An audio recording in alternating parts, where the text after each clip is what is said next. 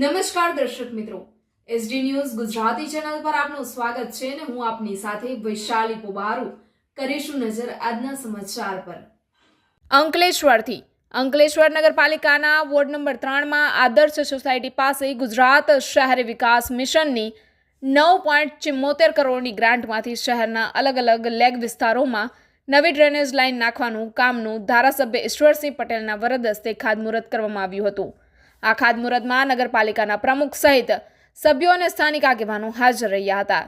રાજ્ય સરકારના સ્વર્ણિમ જયંતિ મુખ્યમંત્રી શહેરી વિકાસ યોજનામાં ભૂગર્ભ ડ્રેનેજ યોજના ભાગ 2 પ્રોજેક્ટમાં અંકલેશ્વર નગરપાલિકાના અલગ અલગ વિસ્તારોમાં આરસીસી ડ્રેનેજ લાઇન અને rising main line DI pipeline નાખવાના કામની સાથે સાથે 2 નવા ડ્રેનેજ પમ્પિંગ સ્ટેશન તેમજ નવી ડ્રેનેજ લાઇનના ડ્રેનેજ કનેક્શન તથા ડ્રેનેજ પમ્પિંગ સ્ટેશનમાં નવી મશીનરી ઇન્સ્ટોલ કરવાની સાથે હાઉસ કનેક્શન અને રોડ રેસ્ટોરેશનના કામ માટે ગુજરાત શહેરી વિકાસ મિશન ગાંધીનગર દ્વારા ₹9.74 ફાળવણી કરવામાં આવતા આજ રોજ નગરપાલિકાના વોર્ડ નંબર 3માં આવેલ આદર્શ સોસાયટી પાસે નગરપાલિકા દ્વારા ખાતમુહૂર્તનું આયોજન કરવામાં આવ્યું હતું।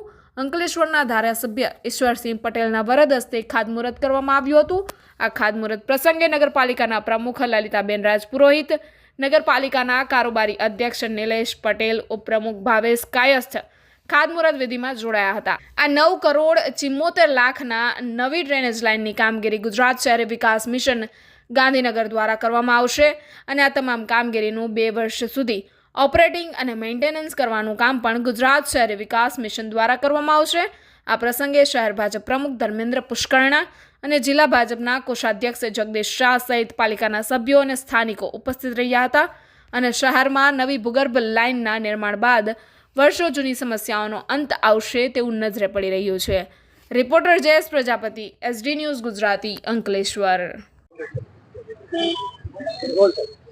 સ્વર્ણિમ જયંતિ મુખ્યમંત્રી શહેરી વિકાસ યોજના અને જીયુડીસી દ્વારા અંકલેશ્વરની અંદર વિવિધ પમ્પિંગ સ્ટેશનથી લઈને આરસીસી ડ્રેનેજ, પાઇપ દ્વારા ડ્રેનેજ, આ વિવિધ કામો ₹9.74 ખર્ચે આ જીયુડીસી દ્વારા આ કામગીરી થનાર છે।